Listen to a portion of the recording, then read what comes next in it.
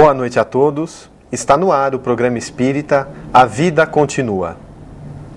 Programa que deseja levar até você, caro telespectador, a visão espírita dos fatos, dos acontecimentos, as explicações sobre as nossas várias dúvidas, de onde viemos, o que estamos fazendo na Terra, para onde iremos.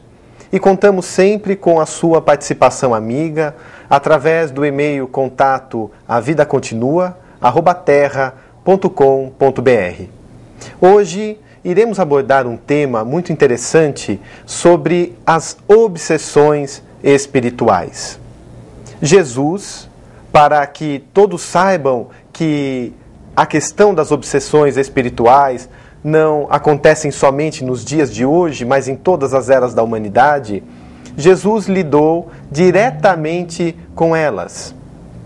Ao descer do Monte Tabor, juntamente com Pedro, Tiago e João, logo no sopé do monte, eis que um pai, com um filho atormentado, vai em direção ao Cristo, justamente suplicando para que ele liberasse o filho, que, nos dizeres daquele pai atormentado, era lunático.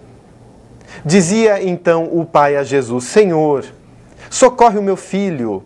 Eis que o demônio o atira no fogo, o atira na água, tentando matar. Os teus discípulos ficaram toda a noite, madrugada, procurando libertar o meu garoto e não conseguiram. Socorre-me, Senhor. E Jesus, virando-se aos seus discípulos que ali ao lado estavam, diz: ó raça incrédula, até quando irei suportar? Se disseres com fé aquela montanha, mova-te daqui para colar, ela se moverá. E voltando-se agora para aquele jovem atormentado, diz: em nome do meu Pai que está nos céus, dirigindo-se agora à entidade espiritual, sai dele. E eis que aquele jovem começa a suar, debate-se, e logo em seguida está sereno e tranquilo no colo de seu pai. Para espanto geral dos discípulos que tentaram e não conseguiram, os mesmos então resolvem ir até o Cristo e perguntam: Senhor, por que nós ficamos toda a noite e não tivemos sucesso enquanto, com a sua admoestação, a entidade se foi? E Jesus responde de forma amorosa, mas enérgica aos seus discípulos: para esta classe de espírito, somente com muito jejum e oração. Este trecho nos narra que aquele jovem estava sendo vítima de um demônio. Mas o que é um demônio? O demônio, essa palavra vem do daimon grego, que significa gênio ou espírito. Então, na verdade, ele estava sendo vítima de um espírito que o atormentava. Obviamente, os espíritos superiores não fazem isso. Então, era uma entidade inferior, infeliz, que ainda trazia no seu coração ódio e tormento. Por isso, bem disse Jesus: para esta casta, para esta classe de espíritos, somente jejum e oração. Porque existem várias classes. Allan Kardec, em O Livro dos Espíritos, a partir da questão número 100, quando ele fala da escala espírita, ele vai demonstrar que há inúmeras classes, ordens de espíritos, de acordo com a sua evolução moral, de acordo com o senso moral que eles possuem. Há aqueles brincalhões, há aqueles zombeteiros, há aqueles que não são nem bons nem maus, e por isso já é um mal, já que o mal originado pela falta da nossa bondade já é uma consequência triste para nós. Mas há também aqueles espíritos superiores, enobrecidos. Deveremos sempre ter em mente que os espíritos nada mais são do que nós, os homens e mulheres encarnados, só que agora desvestidos dessa indumentária corpórea. Somos nós sem o corpo físico. Quando desencarnarmos, quando falecermos, a morte somente nos arrebata o corpo. Na questão 68 de O Livro dos Espíritos, lá está. A morte é o resultado do desgaste orgânico. É a queda do corpo. Tomba-se a veste de um lado, o espírito ressurge do outro. E agora, como espírito, não há uma transformação nessa entidade, passando ela a ser um anjo celestial com enobrecidas virtudes, ou um demônio no sentido que damos a esse termo, um ser infernal, odioso. Continuamos a ser nós mesmos, com as nossas virtudes, com os nossos vícios. Continuaremos amando, continuaremos odiando. Mas quando nós odiamos, chegamos no plano espiritual e mantemos os vínculos do ódio. Por isso que Jesus afirmava, se tiverdes alguma coisa contra o teu adversário, vai e reconcilia-te com ele enquanto estás a caminho. Porque dia chegará, e não saberemos quando, iremos enfrentar o retorno à espiritualidade. E não poderemos perder agora essa oportunidade de reajuste. No plano espiritual, se odiarmos alguém, se alguém nos odiar, teremos ainda os vínculos, as correntes, as amarras a esse ser. Esta aproximação espiritual, esta influência negativa, é conhecida por obsessão. Allan Kardec, em O Livro dos Médiuns, no capítulo 23, ele vai trabalhar a questão das obsessões, onde ele abordará que a obsessão é exatamente quando uma mente tenta dominar uma outra mente, tirando-lhe a vontade, intentando contra a vontade do terceiro. Ela intenta contra o livre-arbítrio, já que o livre-arbítrio é a possibilidade que temos das próprias decisões, das próprias escolhas. A interferência espiritual será justamente no sentido de sermos dominados por essa outra mente, por essa entidade. Por que isso ocorre? Por vários motivos, afirma Allan Kardec. Primeiro, são os inimigos do passado. Já que nós não estamos a primeira vez na Terra, já tivemos várias reencarnações, tivemos amizades e inimizades do passado e muitos não nos perdoaram. E voltam agora para cobrar-nos. Outros, dessa própria existência, munidos agora pelos recursos da invisibilidade, querem cobrar a dívida que, quando encarnados conosco, não puderam. E agora intentam contra o nosso bem-estar. Para outros, no entanto, é a simples inveja da nossa felicidade. Como esses espíritos muitos sofrem ao ver-nos felizes, alegres, eles intentam contra essa nossa paz. Mas a grande maioria, a partir das nossas brechas morais. Como pontua Allan Kardec na questão 629 do Livro dos Espíritos, que moral é a regra de bem proceder, é conseguir distinguir o bem do mal. Sempre que tomamos o caminho do mal, nos associamos às entidades que também compactuam do mal. Por uma questão de sintonia, por uma questão de vibração, sintonia mental. Eles se aproximam como no ímã. Atraímos aqueles que nos são semelhantes. Brechas morais. Como falei, os espíritos são os homens que deixaram a veste, continuam com as suas tendências. Quantos não partem com os vícios do álcool, do cigarro, do abuso da comida, do abuso das forças sexuais, e agora se aproximam dos seres encarnados para sugar essa energia, esse fluido, a fim de sentir ainda na própria alma a vibração que tinham quando encarnados estavam. Em O Livro dos Espíritos, na questão 459, Allan Kardec pergunta se os espíritos influenciam em nossos pensamentos e atos. Ao que os próprios espíritos respondem a Kardec, mais do que supondes, a ponto de que somos nós que vos conduzimos. Recebemos uma onda mental. A ciência nos explica que o pensamento é uma onda eletromagnética emitida, e os seres encarnados continuam emitindo-a. Quando recebemos essa onda, nos sintonizamos com ela, temos no campo da intuição aquela ideia, aquela diretriz, aquela vontade que poderemos atender ou não.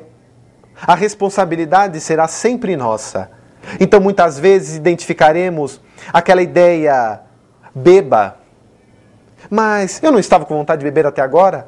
Quantas vezes não será espíritos intentando-nos para o uso de alcoólicos? Vicie-se, drogue-se, abuse disso, daquilo, semelhante atraindo semelhante. Poderemos dizer o sim ou o não. Em O Livro dos Médiuns, quando Allan Kardec trata das obsessões, ele afirmará que teremos as obsessões simples, a fascinação e a subjugação. A obsessão simples não significa uma simples obsessão, mas é quando nos sentimos indispostos, não estamos bem durante um largo período de tempo, já que no dia a dia muitas vezes temos esses altos e baixos, mas quando declaradamente nos sentimos irritados, por exemplo, já há algum tempo estou me sentindo irritado, as pessoas falam alguma coisa, facilmente eu saio do sério, eu me tornei agressivo, eu não era assim. Se isso acontece ao longo do tempo, é um sinal que deveremos perceber, porque não éramos assim. Outras vezes nos sentimos deprimidos, depressivos, mas eu era tão alegre e já percebo que nesses últimos 10 dias estou tão para baixo. Tenho ideias de morte, ideias de doença, ideias de suicídio, ideias que dizem, largue tudo, você não é capaz. Trabalhando a nossa baixa estima, mas não estávamos assim. É um sinal possível de uma interferência espiritual. Quando ao longo do tempo percebemos que não estamos em equilíbrio, em harmonia, é um sinal que poderemos estar em cursos na obsessão simples. O que fazer nesse caso? O que afirmava Jesus? Para esta classe de espíritos, jejum e oração. A prece é fundamental para a mudança de pensamento, de ideia, de vibração, de sintonia. Quando oramos, com sinceridade, não adianta balbuciarmos palavras. As palavras não significam orar, não significam a verdadeira ligação criatura-criador. Mas quando conversamos com Deus, com Jesus, com o nosso anjo guardião, o nosso mentor espiritual, mudamos a faixa da nossa sintonia. Passamos a sintonizar com os espíritos mais elevados. Sentimos-nos repletos de uma boa energia. Começamos a nos sentir bem. Estamos saindo daquela onda. É preciso vontade. Diz Leon Denis que não há qualquer mal que soframos no campo moral que com uma vontade tenaz e persistente não consigamos nos libertar. Então é preciso, na ação da prece, a vontade, a mudança de ideias, de pensamentos.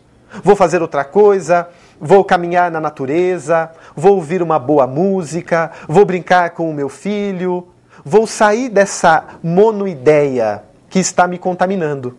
E aí, com esse nosso empenho, com essa nossa força, nos liberamos da obsessão simples. Quando isso não acontece, poderemos entrar no segundo estágio, a chamada obsessão por fascinação. É mais complicada porque nesse estágio, via de regra, embora todos percebam que nós estamos desequilibrados, estamos fora do prumo, como se diz, não estamos em harmonia, nós não enxergamos. Embora nos consideremos perfeitos em saúde, em ideias, o nosso comportamento diz o contrário. Somos irrefletidos, mentimos para justificar, criamos situações que não existem. No entanto, nos consideramos saudáveis. A gripe, para nós que justificamos, é apenas uma gripe, às vezes já está no estágio avançado, quase uma pneumonia, mas falamos, não, isso não é nada.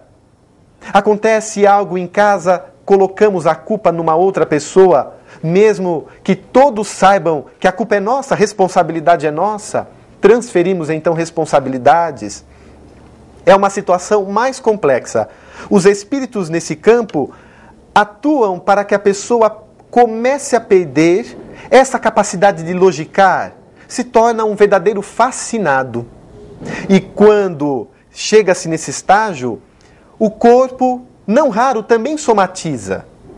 O corpo sente essa repercussão do desequilíbrio energético. Então, via de regra, muitas vezes precisaremos também do auxílio de facultativos médicos para o reequilíbrio orgânico. Quando isso não atinge o estado de normalidade, poderemos chegar ao terceiro nível, o da obsessão por subjugação. Nesse caso, o encarnado fica sob o jugo do espírito, perdendo toda a capacidade aí de discernimento, embora sempre recordemos, está na mão do indivíduo essa superação. O espírito dá ordem e ele segue a ordem dada, por mais absurda que seja. Quando observamos as pessoas, às vezes nas praças, declarando o amor às estátuas, quantas vezes são indivíduos subjugados por entidades que querem que ele passe por ridículo em meio à multidão, que querem vingar-se. Outros, e narra Allan Kardec quando trata das obsessões, narra ele que um senhor ajoelhava-se no meio da cidade e pedia a mão das jovens em casamento. Uma situação deprimente, e depois, em momentos seguintes, ele dizia: sei que eu estou fazendo um papel ridículo, mas não tenho forças para dizer não a essa ideia que vem. E o espírito posteriormente se revela, mostrando que ele atuava diretamente no campo mental daquela pessoa, a sua vítima, para que ele caísse cada vez mais. Neste caso também, o apoio médico, psicológico, principalmente a terapia espírita, que não vê o indivíduo somente como um corpo de carne, mas trabalha o corpo, a alma e principalmente o ser espiritual. Não existem doenças, existem doentes. A origem, a gênese de tudo está no ser espiritual, que quando entra em desequilíbrio, passa a desequilibrar toda a sua estrutura orgânica. Para esta classe de espíritos, jejum e oração. Mas a que jejum Jesus se referia? Será que é o jejum do alimento? Quantas vezes não observamos as pessoas jejuando? Ah, hoje estou jejuando, não como carne. Hoje não como aquilo, não como aquele tipo de alimento. Mas não era a esse tipo de jejum que Jesus se referia. Esse jejum até emagrece, mas em termos espirituais não faz repercussões. O jejum moral, a disciplina do pensamento, a disciplina da nossa vontade no bem, a prática da caridade, a reforma interior, a mudança real do nosso modo de ser, de pensar e de agir, para que nos tornemos em equilíbrio ao Evangelho, para que nos tornemos equilibrados à proposta de Jesus, que nos ensina a amar, que nos ensina a perdoar, que nos torna seres pensantes, procurando o equilíbrio nas ações, que nos traz a proposta da benevolência, da indulgência, do perdão. Quando nos ajustamos isso, estamos jejuando moralmente. Automaticamente, as nossas vibrações são superiores, a nossa sintonia elevada, e aí só passamos a comungar com os seres superiores da vida, não dando margens para que espíritos inferiores nos atrapalhem. Muitas vezes, transferimos também toda a responsabilidade aos espíritos e esquecemos de assumir as nossas. Nós somos responsáveis pelas nossas vidas e pelos nossos destinos. Sueli Caldas Schubert, ela possui um livro muito interessante chamado Obsessão, Desobsessão. E até agora falamos da obsessão dos desencarnados para os encarnados. Mas ela ainda diz que há as obsessões de encarnado para encarnado. E poderemos perceber isto no homem autoritário dentro de casa em relação à sua esposa. Está tentando dominá-la. É um processo obsessivo. Da esposa em relação ao marido, em relação aos filhos e vice-versa. Um encarnado tentando tirar a harmonia do próximo, intentando contra o livre-arbítrio do próximo. Obsessão entre encarnados. Há a obsessão entre desencarnados, porque este ódio, este vínculo odiento pode persistir no além-túmulo, e ambos os espíritos podem continuar vinculados logo depois. E aí teremos a obsessão por desencarnados, conforme nos retrata o livro Libertação, de André Luiz, que recomendo para aqueles que desejam se aprofundar neste item da obsessão. E também a obsessão dos encarnados para os desencarnados. Há pessoas que estão na Terra que procedem um verdadeiro vínculo obsessivo aos seres que já partiram, tentando trazê-los de volta. Ele não deveria ter morrido. Ele foi numa hora que não era ideal. Volte. Como poderemos ficar tranquilos nessa grande viagem ao plano espiritual com os entes queridos nos atraindo para casa, nos atraindo para o lar, para os problemas do dia a dia, inconformados, rebeldes com o nosso retorno à nossa pátria de origem? Então, conceitua Sueli Caldas Schubert esse tipo de obsessão como sendo a dos encarnados para os desencarnados. Jesus usava da sua autoridade moral para a cura. Se nós estivermos incursos neste tipo de influência, nos recordemos então da prece, da evangelioterapia, o estudo do Evangelho de Jesus, e nas casas espíritas, a terapia dos passes, a bioenergia, a aplicação de fluidos. Jesus curava